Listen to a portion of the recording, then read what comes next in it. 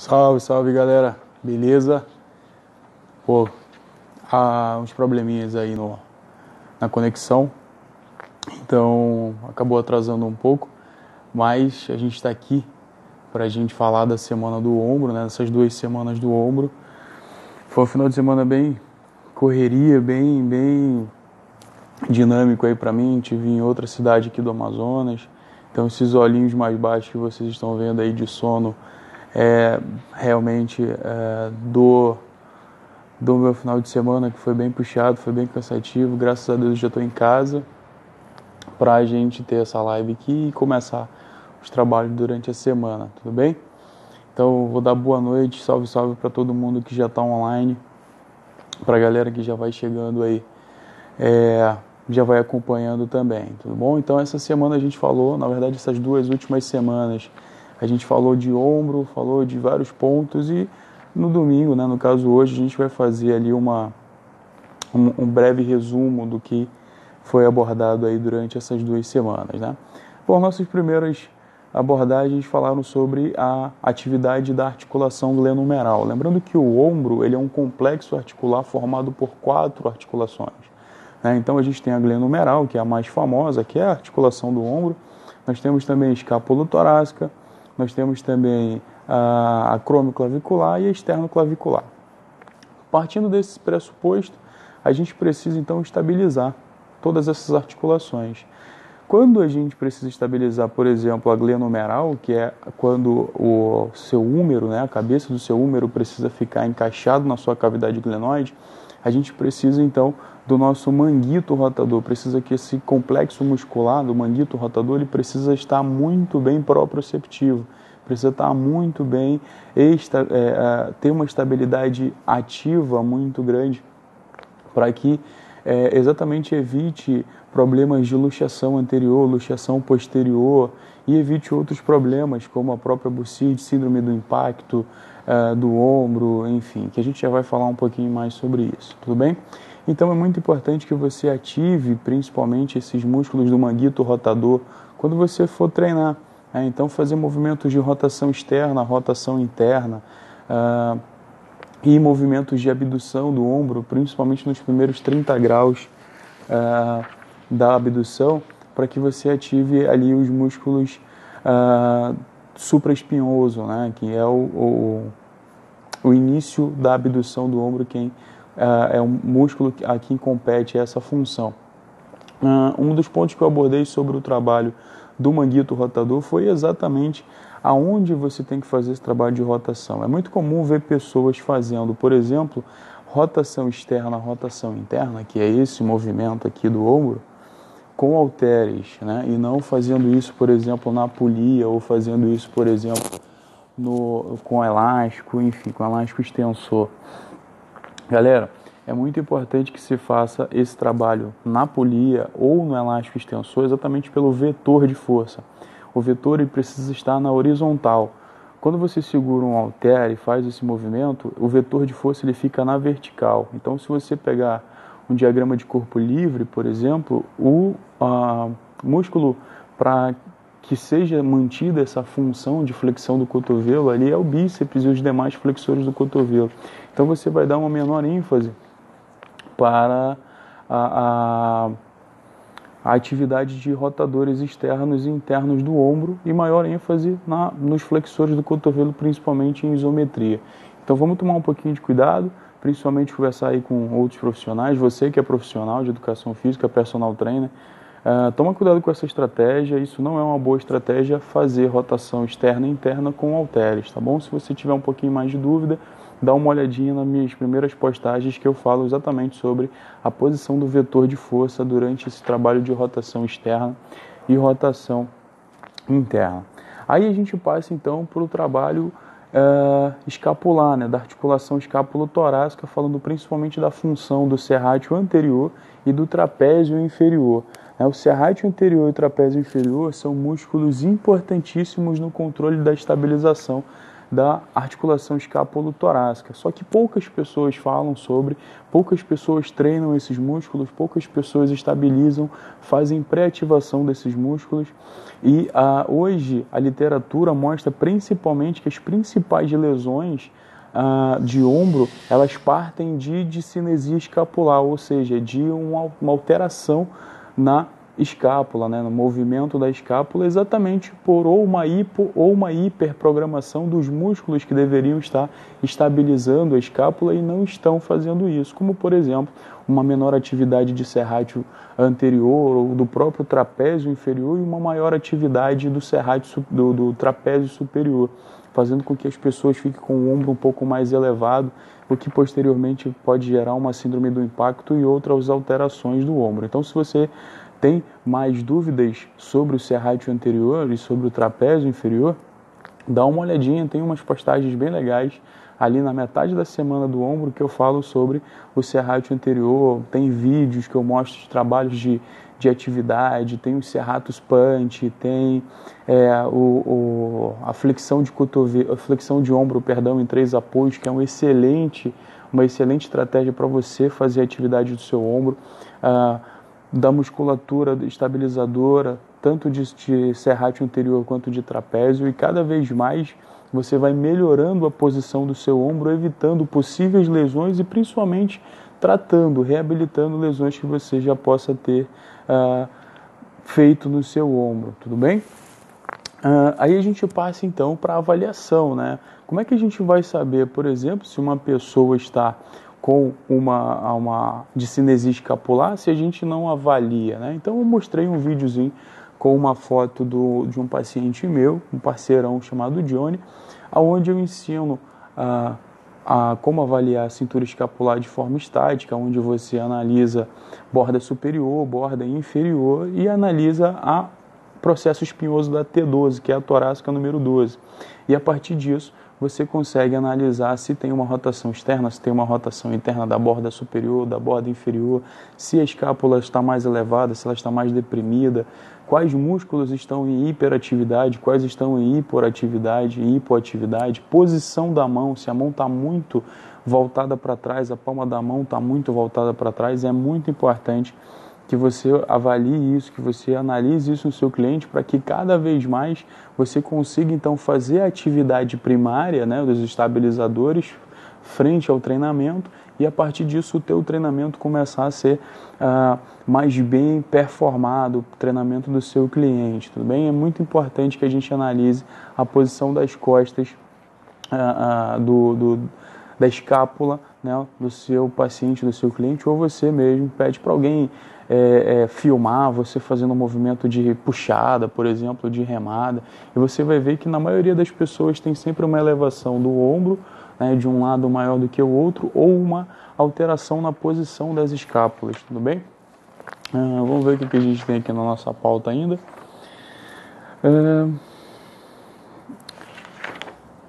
Perfeito, aí a gente começou a falar das patologias do ombro, né? Da tendinite, por exemplo. Tendinite é muito comum no ombro, né?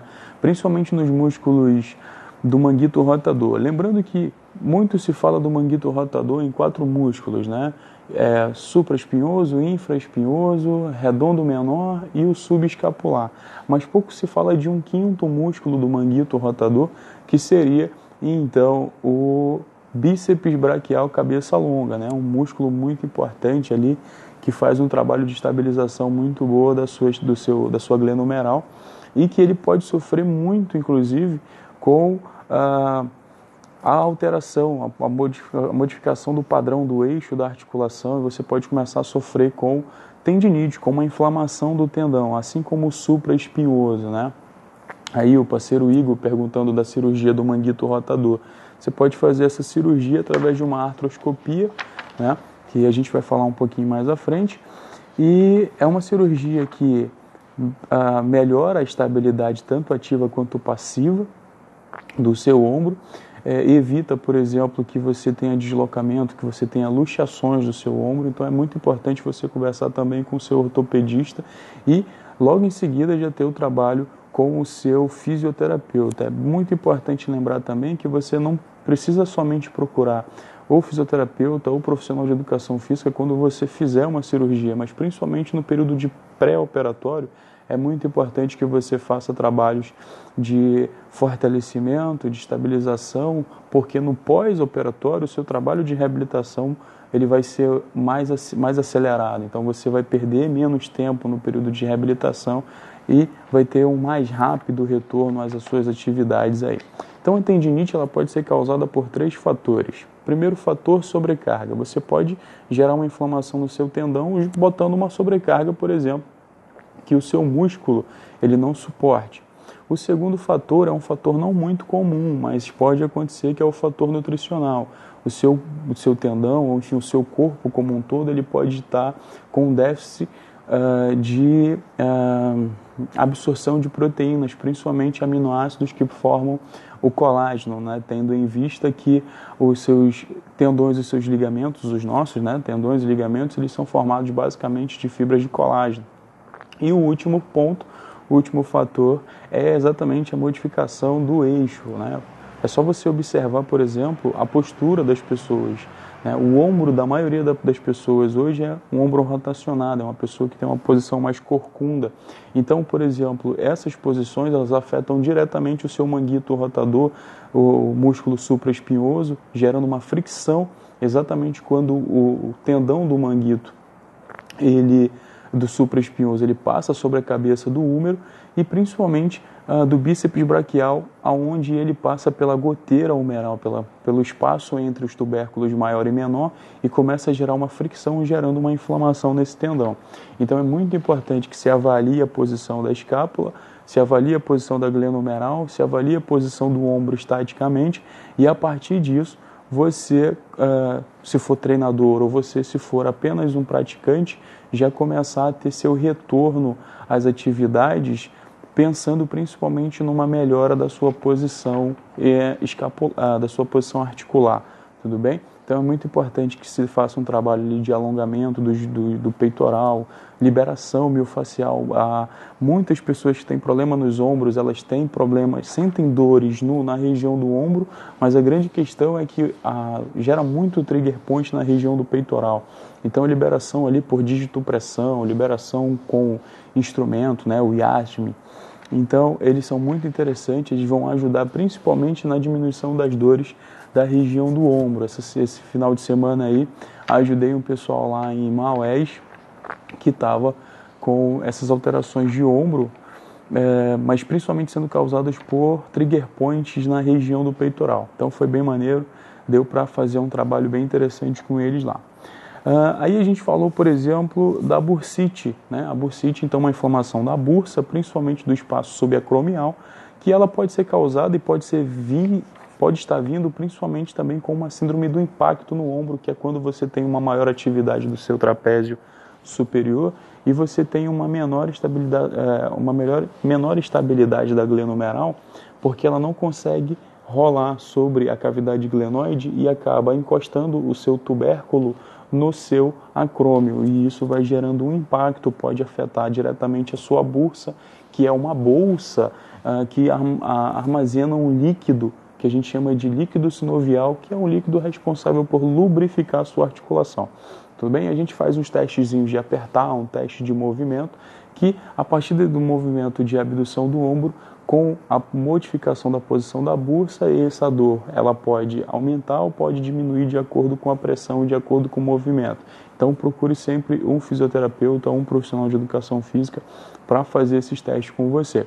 Tranquilo? E aí a gente acaba falando então das possíveis causas das dores nos ombros, né? Como eu falei, é muito interessante que as pessoas pratiquem exercício, né? Eu, nos últimos 4 anos aí, já tenho feito uma média de 2.000, um pouco mais de 2.000 avaliações de pessoas diferentes. Então, eu tive cerca de 2.000 diferentes pacientes e coletei alguns dados que já vão ser publicados agora. A gente já mandou para a revista científica, já deve estar saindo aí provavelmente nesse mês, e aí já vou mandar para vocês aqui nas redes sociais. 73% dos meus pacientes avaliados apresentam algum tipo de dor no ombro ou de alguma patologia no ombro. que podem ser causadas por lesões não traumáticas, como bursite, tendinite, pode ser causados por lesões traumáticas, então quedas, acidentes de carro, de moto, sedentarismo, né? E modificação de padrão por atividade laboral. Então entram aí as questões de lesão por esforço repetitivo, né? LEA e DORT, enfim. O que para mim, na verdade, não existe muito LEA e DORT, porque você tem uma modificação do seu padrão articulado, seu padrão eixo, articulação, músculo. Então, isso é muito importante você avaliar a posição da sua articulação, perfeito? E aí a gente tem duas, eu acabei abordando apenas duas tipos de cirurgias que a gente pode fazer no ombro. Uma é a artroscopia do ombro, que é basicamente uma cirurgia mais simples, que ela pode ser feita tanto para avaliar o ombro de forma mais intrínseca, então o ortopedista ele vai fazer uma análise com um artroscópio, né, lá dentro da sua articulação, vai observar, ou também pode utilizar essa técnica para fazer reparos, né, para fazer reparos na região labral, para fazer reparos em região de ligamento, ou em região de tendão. Então é uma cirurgia um pouco mais simples. E a outra cirurgia é a artroplastia de ombro, que é como se fosse uma substituição desse seu ombro, principalmente causada por artrose, né? Então a artrose também é uma patologia muito comum no ombro, que é o desgaste da cartilagem articular, quando você começa a gerar ali aquela sensação de areia no seu ombro. Isso pode afetar também o seu quadril e o seu joelho, né? A gente vai falar do quadril um pouco mais à frente aí também nas nossas semanas. E aí a gente faz uma substituição do seu ombro, né? Essa artroplastia ela pode ser feita de duas formas. A forma tradicional, que é quando você coloca uma nova cabeça do seu húmero e uma nova cavidade glenoide, ou você faz o contrário, você coloca como se fosse a cabeça do seu húmero na sua cavidade glenoide e um espaço de recepção da cavidade glenoide na cabeça do húmero. Então é uma técnica também utilizada pelos ortopedistas. E quem vai ditar qual vai ser a melhor estratégia, então vai ser o ortopedista. Lembrando que são duas cirurgias invasivas. Claro que a artroplastia é muito mais invasiva do que a artroscopia, mas em alguns casos a gente já tem melhoras positivas, rápido retorno às suas atividades funcionais e atividades esportivas, mas a gente também tem alguns relatos, eu principalmente, de pessoas que demoraram um pouco mais para ter esse retorno às suas atividades funcionais, às suas atividades diárias, às suas atividades esportivas. Então cada caso vai ser um caso. A gente precisa analisar com todo o controle, com todo o cuidado do mundo, para que o paciente, a gente execute a melhor estratégia, tanto no período de reabilitação, principalmente no processo de prevenção de lesões nessa articulação. Tudo bem, gente? Então, o resumão aí da semana do ombro, das 2 semanas do ombro, a gente falou bastante sobre o ombro, porque a galera pediu bastante. Eu ia parar em uma semana, mas a galera acabou pedindo mais uma outra semana para a gente falar mais de lesões. Então a gente acabou estendendo bastante. Se você tem mais alguma dúvida, manda direct para mim. Se você acabou perdendo algum conteúdo, não se preocupa, tá tudo salvo, tá tudo lá no meu Instagram. É só você passar lá, dar uma olhadinha, assiste os vídeos, leia os textos. Você que é da área fisioterapia, você que é do profissional de educação física, ou você que é acadêmico dessas áreas, aproveita as informações que está lá. Você que treina e que apresenta algum tipo de dor no ombro, nunca fez nenhuma avaliação, nenhuma análise sobre isso. Se tiver alguma dúvida, se tiver vontade de fazer, manda um direct que a gente vai lá na clínica, a gente agenda uma avaliação para você e a partir disso aí a gente começa o seu tratamento. Pode ser que o seu tratamento seja uma coisa bem simples, como uma simples liberação miofascial do seu ombro, mas também pode ser que a gente precise fazer algumas coisas de mais específicas e a partir de então fazer com que você melhore. Tudo bem, gente? Então, vou ficando por aqui. Mais uma vez, muito obrigado a galera que esteve presente. Essa semana que vai entrar agora vai ser a semana dos isquiotibiais, exatamente. Vamos falar de posterior de coxa, por que esse grupamento muscular é tão negligenciado e por que ele principalmente precisa ser tomado um grande cuidado no seu treinamento, ser tomado um grande cuidado na sua relação entre o quadríceps. Treinar esse músculo é muito importante na prevenção de lesão de atletas, por exemplo, de atletas chutadores, de atletas que aceleram, desaceleram, de atletas saltadores, né? Então, Por que muitas pessoas acabam sentindo dor no joelho em virtude da diminuição da relação entre isquiotibial e quadríceps? Então, tudo isso a gente vai falar nessa semana, que é a semana dos isquiotibiais. Tudo bem, gente? Então, vou ficando por aqui. Vou deixar essa live salva por 24 horas. Depois eu vou botar no meu canal no YouTube, caso alguém acabe perdendo aí. Quero mandar um alô principalmente para a galera do Excellence Personal Trainer, que na minha ausência realizou aí um treinamento mais científico, né? A galera está se reunindo, então a todo mundo da equipe Excellence Personal Trainer, cara, parabéns para vocês, muito orgulho de fazer parte dessa equipe. Desculpem a ausência, mas é porque são muitos eventos, eu preciso realmente viajar bastante, mas a gente já está aqui, já está em Manaus de novo, essa semana já começa tudo de novo, todos os atendimentos, todas as aulas, todas as postagens, e a gente está aqui para ajudar e para se ajudar, e qualquer coisa que você precise, você que for profissional da área, da fisioterapia, da educação física, você que é acadêmico, você que só treina, enfim, manda direct se tiver alguma dúvida, se precisar de alguma coisa, se precisar de algum material, a gente está aqui para ajudar. Tudo bem, galera? Vou ficando por aqui de verdade, porque eu preciso dormir, eu estou muito cansado, meu olhinho já está abaixo pra caramba, amanhã eu acordo cedo para a gente começar de novo essa correria diária aí, tudo bem? Até logo, grande abraço para vocês, semana dos isquiotibiais vai começar amanhã de manhã, hein? Aguardo todo mundo, copia, cola, compartilha, faz o que quiser aí para a gente levar o máximo de informações para as pessoas, valeu? Bom domingo para vocês aí, hein? Tchau, tchau.